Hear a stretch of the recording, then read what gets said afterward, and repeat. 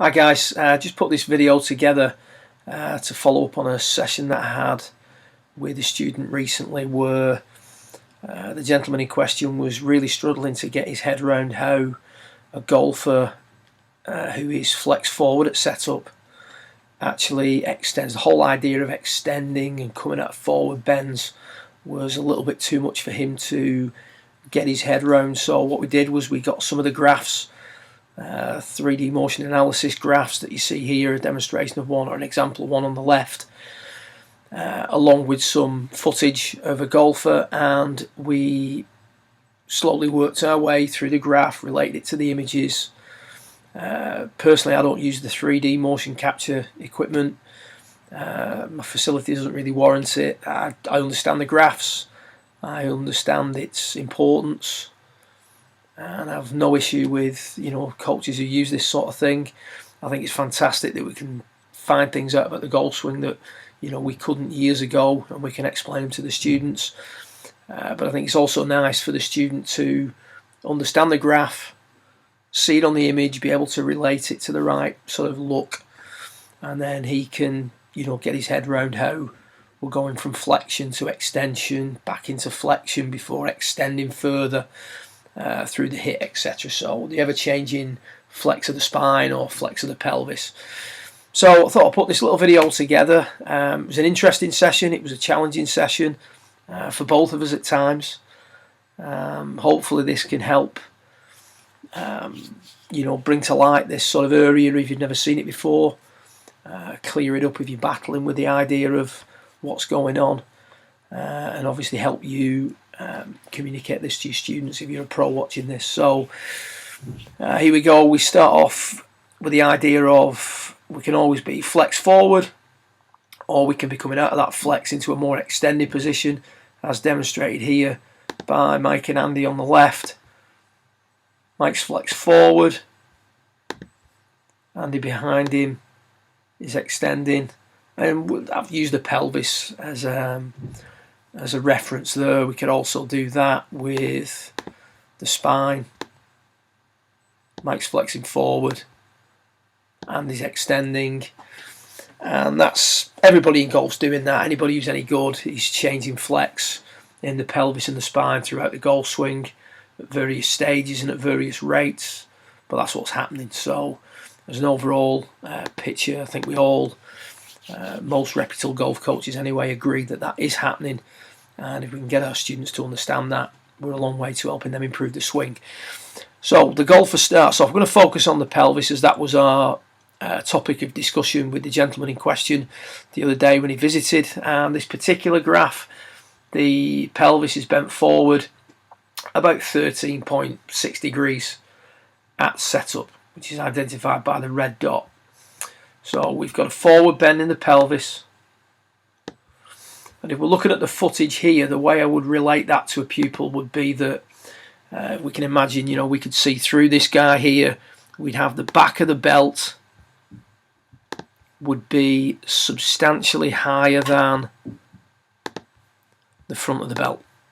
And obviously I'm not using 3D equipment, so I can't be overly analytical about the numbers or anything like that at this stage. I'm just trying to get across the basic idea of how the hips change flex during the golf swing, or how the pelvis changes flex during the golf swing. So we're starting off with the pelvis flex forward, which means the back of the belt is above the front of the belt when we're looking at it on video.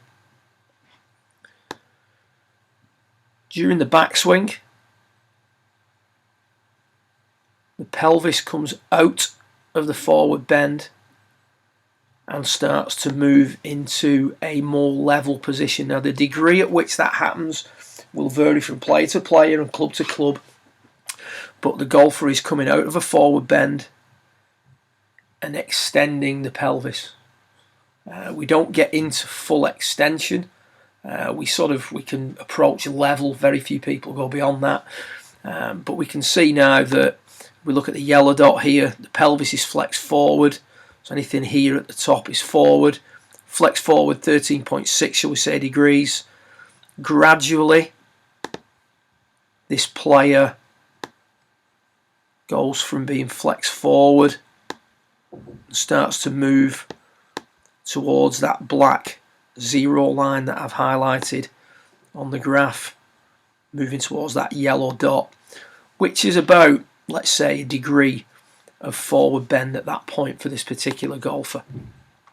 This now means that if we go back over here to the image, the back of the belt now is not quite as high as it was, and the front of the belt has raised up slightly. So when I'm looking at this on video, I'm looking at different things. I can view it from face on, obviously, and down the line, so I'd be using different camera angles, but for the sake of this this video, I've only got the one image up to save me keep swapping between down the line and face on. So we've gone from a big differential between back of the belt and buckle, and we now have less of a differential between back of the belt and buckle. So the hips have gone from, viewed from down the line, if we just isolate it, gone from being very bent forward and started to extend and started to level out during the time and space of the backswing. And that can be difficult to spot because the left knee's changing flex, the right knee's changing flex, the pelvis and the shoulders are obviously turning throughout the swing. So we're just isolating a position, isolating a piece, should I say, isolating a move and trying to identify it to the student. So now we've got the hips leveling out a little bit. What the player now does is, in order to generate some force, use the ground correctly, the player wants to go into the ground, and during transition will return to forward flexion.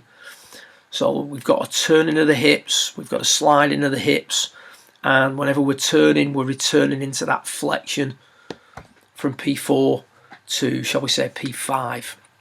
And what we see here on the graph is we start to see the hips, or the pelvis, has gone from being bent forward 13.6 to being more level, say a degree, to very quickly returning to the forward bend. Not quite as much as we had at address, but you can see there that we go from this yellow spot to this green spot. So 13.6 to 1 to 10, shall we say. I don't know what the exact numbers are here, but I'm just trying to gauge it by the graph that's in front of me. So we've gone from quite a substantial forward bend where the back of the belt is quite high, a lot higher than the buckle of the belt. As the hips turn, or as the pelvis turns and extends, the difference between the back of the belt and the front of the belt reduces. So the hips or the pelvis is leveled out. And then as we transition, the player goes into the ground looking for power. We get into that situation again where the back of the belt becomes substantially higher than the buckle of the belt. So we're going back into flexion with the pelvis from P4 to P5, 5.5, it'll vary from player to player, in readiness to spring up out of the ground. Now, people talk about ground forces, using the ground for power. That's what this player is now prepared to do. And he's going to start to extend, push up out of the ground. And we can see as we do that, it's pretty easy to spot at this point because the body now is facing the target. We can see that the hips now are very level. And what this player's done here is he's gone from flexion to a more level condition before flexing forward, and then really pushed up out the ground, extended those hips beyond level. Bear in mind this graph, by the way, is not this player, so there's a little bit of discrepancy, but you get the idea. The hips have leveled out, he's pushed up out the ground, the level of the belt was raised, and the back of the belt versus the front of the belt that was like this at setup has now become more level. So the hips have gone from flex forward, as we see here with Mike on the left,